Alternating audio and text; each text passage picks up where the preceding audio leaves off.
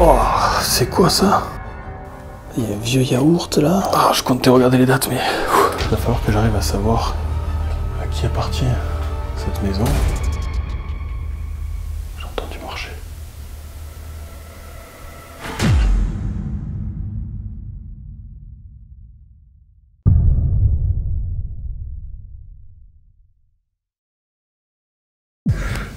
Bonjour à tous les amis, je parle pas fort. Il y a du voisinage partout. On va aller visiter cette maison. Le volet est ouvert. Il paraît que c'est une maison de religieux, de ce que l'on m'a dit, mais je vais aller m'en assurer par moi-même.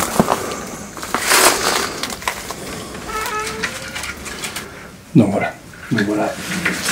Maintenant à l'intérieur, je vais fermer le volet, je vais installer mon micro-cravate pour que vous m'entendiez mieux, et on va commencer de suite l'exploration. Cette jolie maison, pleine de charme, va me laisser entreapercevoir son histoire au travers des documents qu'elle renferme. Cher Tati, je t'envoie un peu de soleil pour soigner tous tes bobos. J'espère de tout cœur te voir en dehors de l'hôpital. Une histoire à la fois triste et poignante. Et laissez-moi maintenant, si vous le voulez bien, vous accompagner dans les entrailles de cette demeure, à la découverte de son drôle de passé.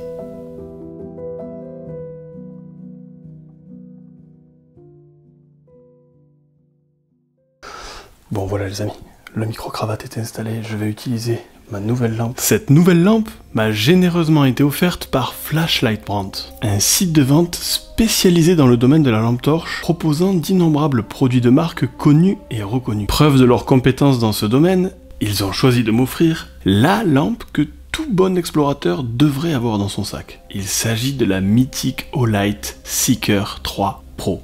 Cette lampe est surpuissante, jusqu'à 4000 lumens à sa puissance max, réglable grâce à cette petite molette. Elle est pour moi devenue tout simplement indispensable. Un grand merci encore à Flashlight Brand. Si vous voulez en savoir plus sur eux, je vous mets le lien de leur site en description. Et maintenant, place à l'exploration. Je les en remercie, je vous mettrai le lien bien sûr en description. Et là on va attaquer de suite cette exploration d'un lieu où on commence déjà à entendre des bruits.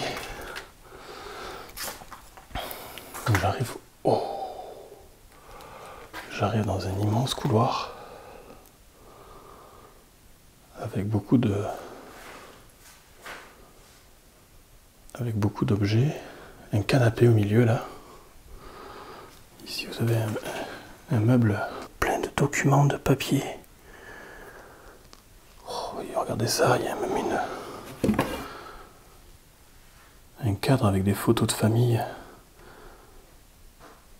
une femme avec des enfants, des petites filles.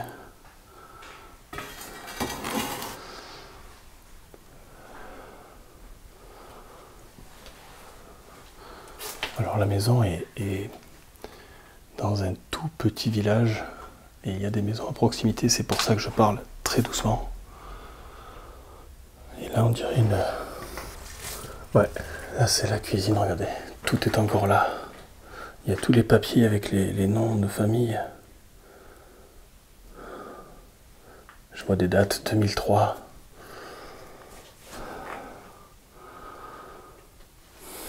Qu'est-ce que c'est ça? On dirait une petite boîte à sucre. Oh, c'est magnifique la cheminée là. Ah ouais.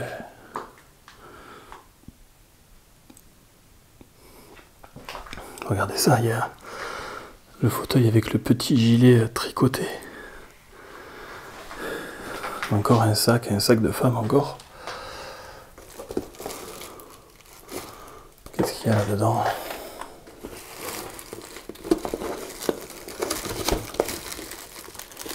Des courriers. Du courrier, il faudra que je vais avoir énormément de floutage sur cette vidéo. Il me semble que on voit des noms un peu partout. Oh là là, le vieux lambris.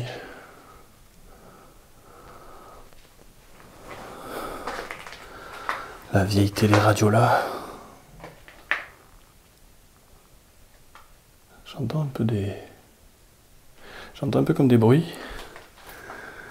Regardez le sucre. Oh, le sucre, ça fait je ne sais combien d'années qu'il est là. Oh. Regardez ça, c'est vieux. C'est quoi, c'est un mixeur peut-être? Ou un pressail? Je sais pas. Plein de vieux ustensiles de cuisine. Tout est complet. Hein. Là-bas en bas, il y a toutes les gamelles. Dans les tiroirs, il y a encore plein de babioles. Il fait excessivement chaud. On est en plein mois de juillet, autant vous dire que ça cogne. Je vois des dates, 2004, regardez, la poste là, 2004. L'almanach du facteur. Et là, regardez. Il était jeune, Denis Brognard, là. Il y a quoi là-dedans? Oh, c'est dégueulasse. Il y a un petit squelette, là. Oh, c'est quoi ça? Oui, le petit squelette qui est là. Je sais pas ce que c'est, un lézard, une souris, je sais pas. Là, il y a ce frigo, je vais voir, je vais essayer de l'ouvrir.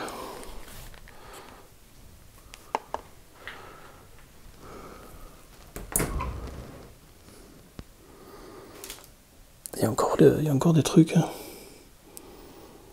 Il y a un vieux yaourt là. Oh, ça pue.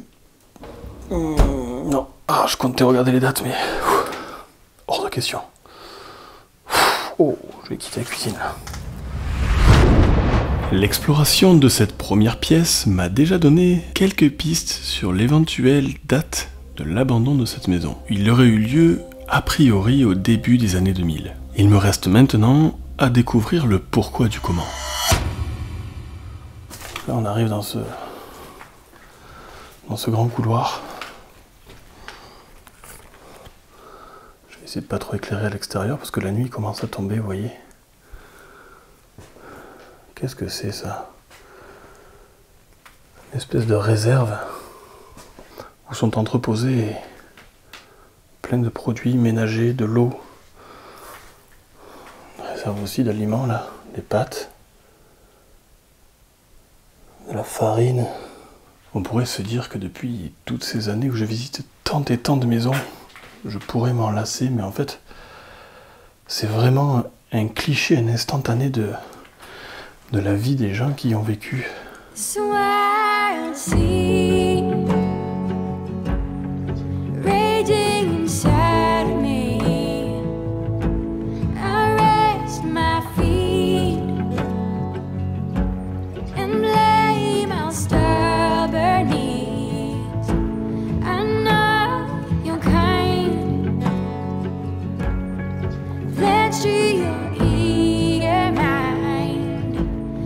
Pareil, je ressens toujours une espèce d'empathie, d'émotion,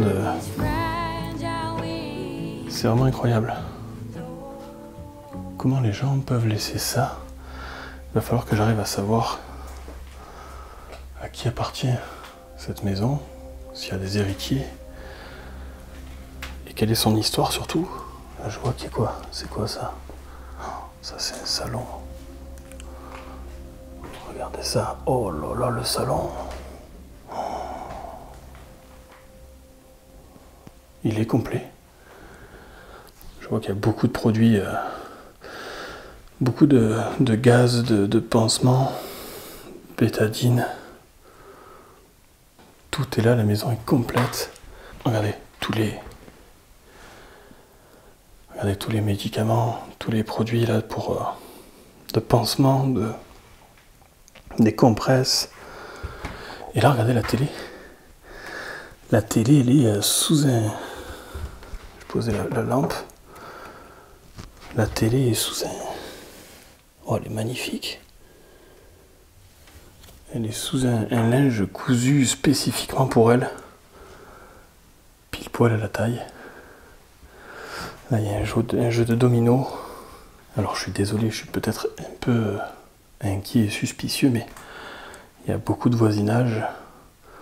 C'est l'été, il est pas loin de 10 heures par là.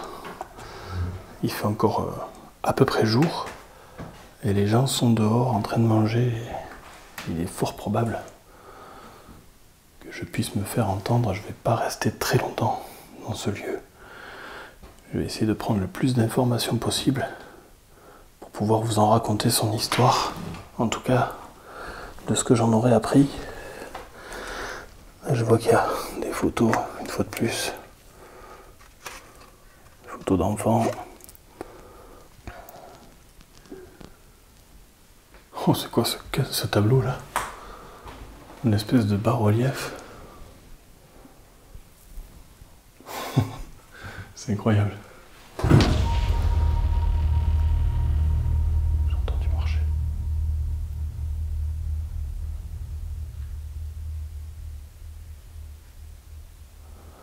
Y a quelqu'un?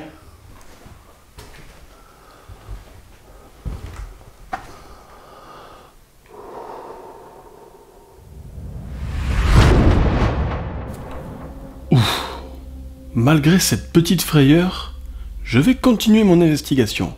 Et d'ores et déjà, la cuisine et maintenant le salon me laissent clairement voir que cette maison a été occupée par des personnes âgées, à la santé fragile. J'ai effectivement trouvé beaucoup de compresses et de produits désinfectants, comme si quelqu'un venait de subir une opération et qu'il fallait panser sa plaie. Mais mes découvertes ne vont pas s'arrêter là. Je vais essayer de pas trop éclairer l'extérieur là, parce que vous voyez la porte est grande ouverte, enfin pas ouverte mais regardez, je vous montre. Là on est à l'extérieur et il y a une maison juste en face là-bas. Donc je vais rester assez discret. Il me reste plus que 2 chambres que j'ai pas encore visitées d'ailleurs. Celle-là qui me paraît assez récente. Il y a un très beau miroir là. Il y a aussi des... C'est fou ça qu'ils aient du garde-manger. Regardez, des fèves 1992. Oh là là, qu'est-ce que c'est ça? Oh, je m'amuserai pas à l'ouvrir celui-là. J'espère qu'il va pas me péter la gueule. C'est quoi, du confit de canard, non?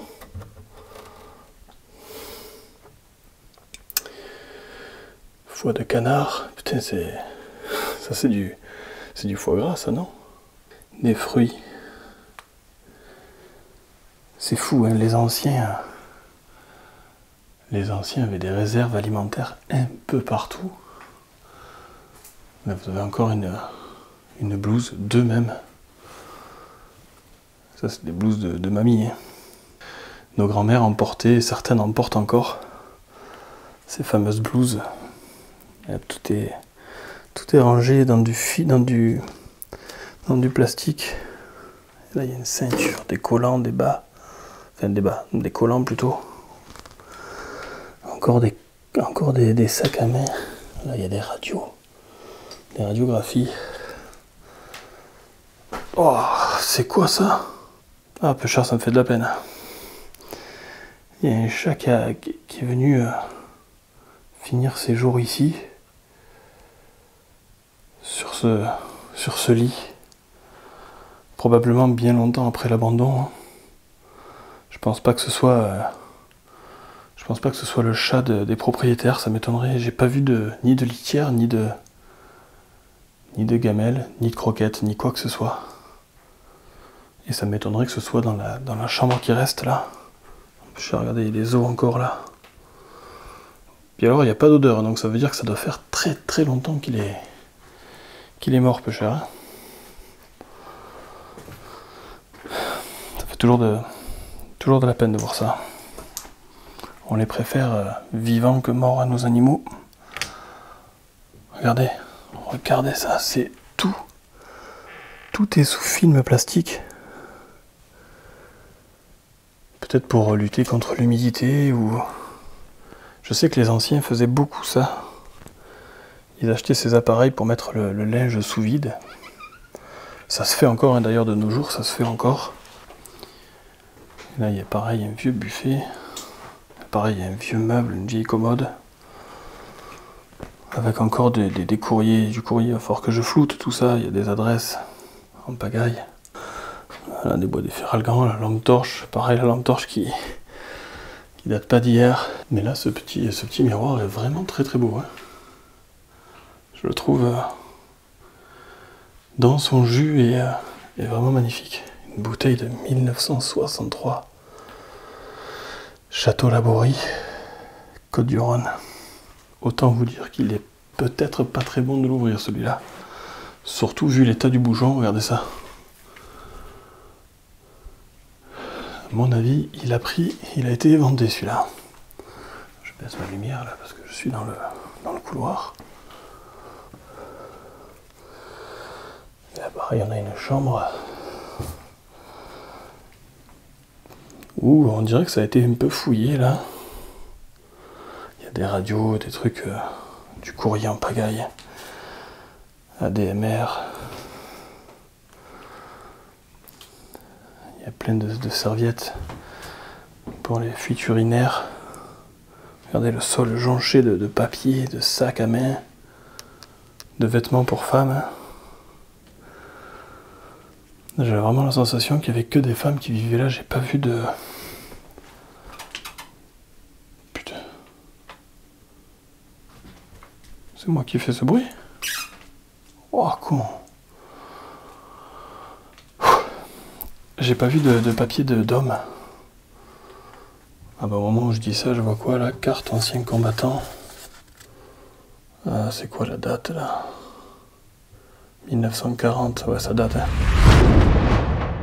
Et c'est ici, dans cette dernière chambre, que je vais en apprendre le plus. En effet, parmi tous les documents jonchant le sol et le lit, je vais découvrir quelles sont les personnes qui ont vécu ici et quel aura été leur destin. Et comme je le pressentais, la maison a uniquement été habitée par des femmes. A priori, il s'agissait d'une personne très âgée, prise sous l'aile de sa fille, jamais mariée. Jeanne, la mère, est née en 1905 et elle sera mariée à un certain Jean-Louis. Ce même Jean-Louis dont nous avons vu la photo sur sa carte d'ancien combattant, datant de 1940. Ce Jean-Louis aura, comme beaucoup d'hommes de sa génération, servi honorablement notre patrie. Et si je n'ai pas trouvé exactement la date de son décès, je peux estimer, d'après certains documents trouvés sur place, que dans le milieu des années 80, Jeanne était déjà veuve. Je le sens, et ça se voit.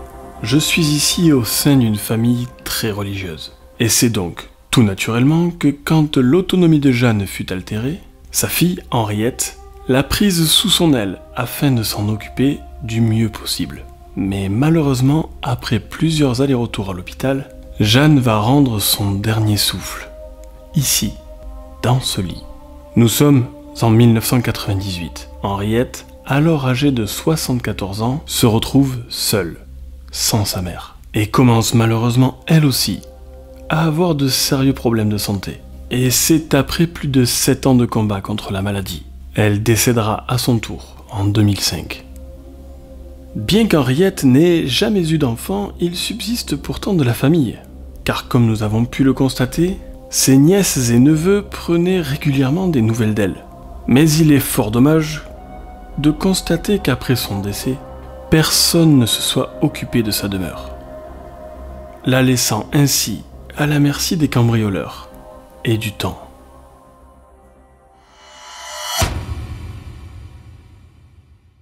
Mais voilà, en tout cas, cette petite exploration m'en a déjà appris beaucoup sur cette maison. Et il n'est pas impossible que j'y revienne, alors pas aujourd'hui parce que j'aurai pas le temps du tout, mais il n'est pas impossible que je revienne, un de ces quatre pourrait faire une petite enquête.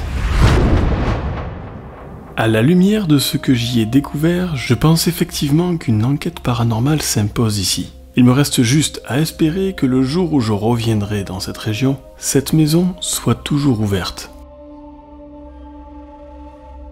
Merci infiniment d'avoir suivi cet épisode jusqu'au bout. Pour ma part, il me reste à vous souhaiter le meilleur, portez-vous bien, et à très vite pour de nouvelles aventures. I see the leaves moving in silent grief. Is this our turn to heal something that burns? destroy everything possible.